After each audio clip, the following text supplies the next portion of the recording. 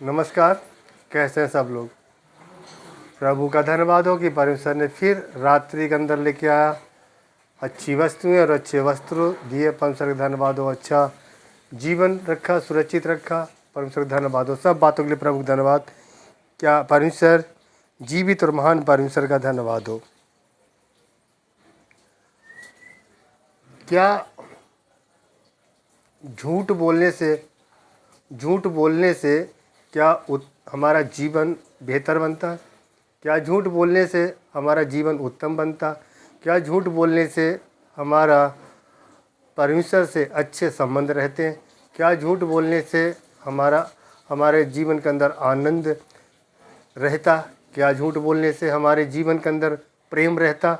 नहीं रहता, क्योंकि परमेश्वर का वचन हमें बताता है, प्रेरणा देता है इस चीज़ की कि झूठ बोलने से हमारा जीवन की आयु छोटी होती है, झूठ बोलने से हमारे जीवन घटता है, झूठ बोलने से मान सम्मान कम होता, झूठ बोलने से प्रेम खत्म होता, झूठ बोलने से दया और करुणा खत्म होती।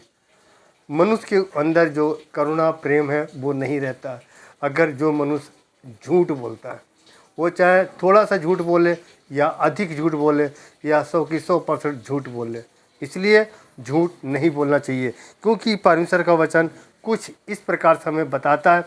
और हम जब पढ़ेंगे नीति वचन की पत्री उसका 19 अध्याय जब पढ़ेंगे तो कहता है 22 अध्याय 19 का 22 में कहता है कि मनुष्य कृपया करने के अनुसार चयन योग होता है और निर्दोष जन झूठ बोलने से उत्तम है कि यहोवा का भय मानने से जीवन बढ़ता है और उसका भय मानने वाले ठिकाना पाकर सुखी रहते हैं और उस पर विपत्ति नहीं पड़ेगी।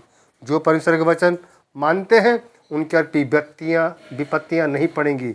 विपत्तियाँ आएंगी संसार के अंदर, लेकिन उनके पर विपत्तियाँ राज्य नहीं कर सकती, विपत्तियाँ उनके ऊपर प्रकाशित नहीं कर सकती, विपत्तियाँ उनको तोड़ मरोड़ नहीं सकती, उनको नष्ट नहीं कर सकती, विपत्तियाँ कुछ नहीं कर सकती अगर परमेश्वर जो लोग हैं परमेश्वर का भय मानते हुए अगर सत्य बोलें, चाहे वो हानि की बात हो चाहे वो लाभ की बात हो, किसी प्रकार की कोई भी वातावरण हो, किसी प्रकार का भी माहौल हो, आदमी को हमेशा सत्य बोलना चाहिए, क्योंकि सत्य बोलने से जीवन की आयु बढ़ती है, जीवन अच्छा रहता है और किसी प्रकार की कोई दुर्बलताएं कोई आपत्तियाँ उनके ऊपर राज्य नहीं कर पाती।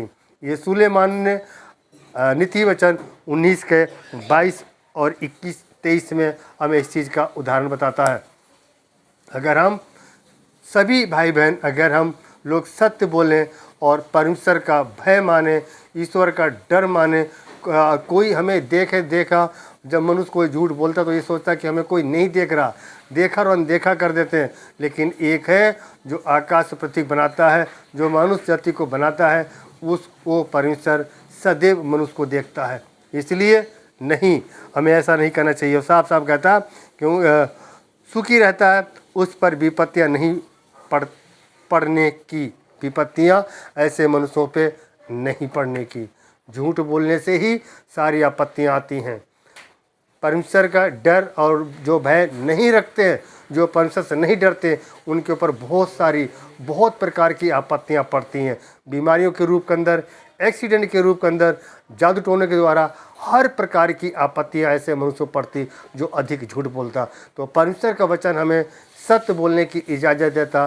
प्लीज़ हम सब परमेश्वर का डर और भय मानते हुए सत्य बोलें, चाहे वो हमारे जीवन से लेके कोई बात हो, चाहे शरीर को लेके बात हो, चाहे बिजनेस से लेके बात हो, किसी प्रकार की भी कोई भी बात हो, हमेशा हमें सत्य का साथ देना और सत्य में आगे बढ़ना। और सत्य ही हर मनुष्य को स्वतंत्र करता और आज़ादी देता है, हर बंधनों से, हर भी आपत्तियों से, हर दुर्बलताओं से परमेश्वर ही बाहर निकालता है। तो सत्य अगर हम बोलेंगे तो सत्य को ग्रहण कीजिए और सत्य में आगे बढ़िए। परमेश्वर का धन्यवाद करते हैं कि परमेश्वर रात्रि के बिस्तर पे रात के अच्छे वस्तुएं भोजन दिए, परमेश्वर धन्यवाद करते हैं। परमेश्वर संभाल के रखा, आगे भी संभाल रखे। परमेश्वर रात को मधुर और मीठी नींद आए, परमेश्वर चैन और विश्राम की नींद आए। परमेश्वर सुबह जब उठे तो तेरा नया वचन, नया परमेश्वर प्रकाश और अनुग्रह हो। परमेश्वर सब बातों के लिए परमेश्वर मैं आपका धन्यवाद करते हैं। और इस वीडियो अगर आप तक पहुंचा तो इस वीडियो को लाइक और फॉलो करें, और भी आगे इस वीडियो को शेयर करें, ताकि सत्य का प्रचार और सत्य के काम में परमेश्वर आप सबको बहुत आशीष दे। सत्य में आगे बढ़िए। God bless you. Good night. फिर मिलते एक नए वचन में, एक नए उद्देश्य में। प्रभु आपको बहुत आशीष दे। Good night. God bless you.